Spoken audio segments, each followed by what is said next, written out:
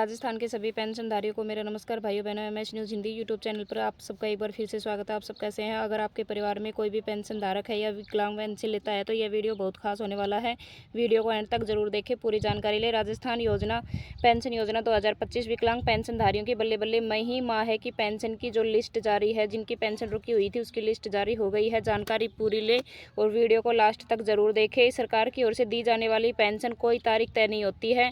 कभी पेंशन माह की 20 तारीख से पहले आ जाती है, कभी 25 तारीख के बाद में आती है। राजस्थान बजट 2025 राजस्थान में पेंशन पर सरकार की बड़ी घोषणा जान लेते हैं। अब हर महीने कितने रुपए मिलेंगे जान लेते हैं। राजस्थान में बुजुर्गों और विधवा महिलाओं की पेंशन बढ़ाई गई है। वित्त मंत्री दिया कुमारी ने सदन में बजट पेश करते हुए ऐलान किया है।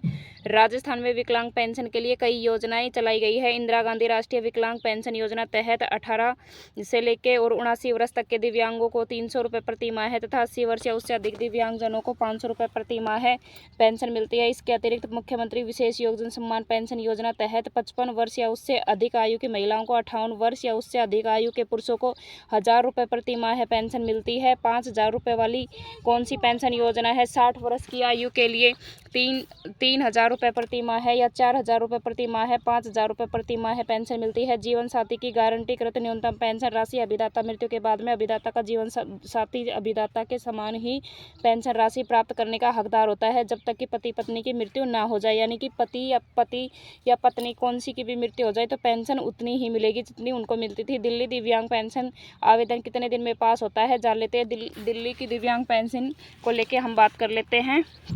उदाहरण के लिए दिल्ली दिव्यांग पेंशन योजना आवेदन पर 45 दिनों के भीतर ही फैसला लेना होता है। अगर आवेदक का फार्म सही है, सारे दस्तावेज लगाए गए हैं तो 45 दिनों के भीतर ही पेंशन आना शुरू हो जाती है। दिल्ली दिव्यांग पेंशन के लिए कितनी फीसदी दिव्यांगता होनी चाहिए? दिल्ली सरकार के नियमों के अनुसार दिव्यांग पेंशन पाने के लिए आवेदक 40% दिव्यांगता की श्रेणी में आता है। दिल्ली में कितनी उम्र तक के दिव्यांग पेंशन मिलता है? दिल्ली में 5 साल की उम्र से लेकर 60 साल तक की दिव्यांग पेंशन मिलता है और हमारे राजस्थान में 60 साल के बाद में भी पेंशन को बढ़ोतरी देकर वृद्धावस्था पेंशन दी जाती है और दिव्यांगता पेंशन भी दी जाती है। राजस्थान में विकलांग व्यक्तियों के लिए कई तरह के ऋण योजनाएं उपलब्ध हैं, जिनमें सबसे प्रमुख है मुख्यमंत्री विशेष योगदान स्वरोजगार योजना। यह योजना विकलांग व्यक्तियों को स्वराज शुरू करने के लिए मदद करती है। इसके लिए ऋण प्रदान किया जाता है। मुख्यमंत्री विशेष योगदान स्वराज योजना मुख्यमंत्री विशेष योगदान स्वराज योजना है। उद्देश्य जान लेते हैं। राज्य के दिव्यांग व्यक्तियों को अपना स्वरोजगार शुरू करने की मदद करने के लिए पेंशन योजना दी जाती है। विकलांग पेंशन कई कारणों से रुक सकती है। आमतौर पर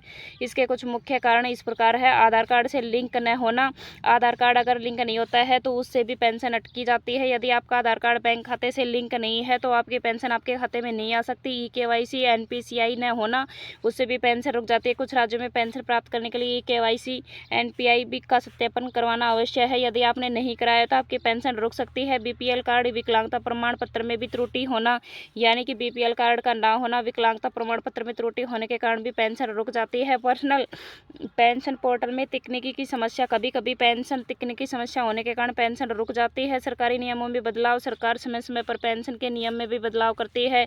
यदि आप इन बदलाव के बारे में जानकारी नहीं रखते हैं तो भी आपकी पेंशन रुक सकती है। यानी कि गवर्नमेंट बदलाव करती रहती है और जानकारी पूरी न होने के कारण भी पेंशन अटक जाती है। अयोग्य होने के कारण, यानी कि पूरे डॉक्यूमेंट्स रेडी ना होने के कारण अयोग्य होना भी, आप विकलांगता पेंशन के अयोग्य है तो आपकी पेंशन रुक सकती है। विकलांगता कार्ड होने के क्या क्या फायदे हैं जान लेते हैं। सरकारी योजनाओं और लाभों तक पहुंच। UDID कार्ड को भारत सरकार द्वारा विकलांगता प्रमाण पत्र के रूप में मान्यता दी गई है। इसका मतलब है कि दिव्यांगजन अपने UDID का कार्ड उपयोग वित्तीय सहायता, स्वास्थ्य सेवा, शिक्षा, रोजगार जैसी विभिन्न सरकारी योजनाओं और लाभों तक पहुंचाने के लिए कर सकते हैं। दिव्यांगजन को पोर्टल पर करना आवेदन, फिर मिलती है मदद। डीडवाना के विधायक यूनुस खान दिव्यांगजनों के कल्याण के लिए चिंतित थे।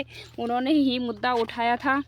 मंत्री अविनाश गहलोत ने विस्तार से जानकारी में बताया था कि उन्होंने बताया सरकार दिव्यांगजन मदद के लिए प्रतिबद्ध है। इसके लिए कई योजनाएं भी चलाई जा रही है और विकलांग पेंशन को लेके आपको कोई भी अगर त्रुटि है या समझ में नहीं आया है तो आप कमेंट्स करके ज़रूर बता सकते हैं। और जिन लोगों को पेंशन में लेने में त्रुटि हो रही है तो वे अपने डॉक्यूमेंट्स सारे रेडी करवाएं और सत्यापन करवाएं और बैंक से आधार कार्ड लिंक करवाएं और सत्यापन करवाना बहुत ज़रूरी है।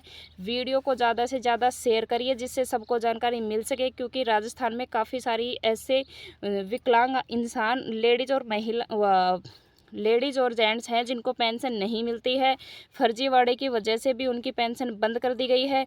इसी प्रकार की वीडियो को देखने के लिए चैनल को लाइक सब्सक्राइब करना बिल्कुल ना भूलें।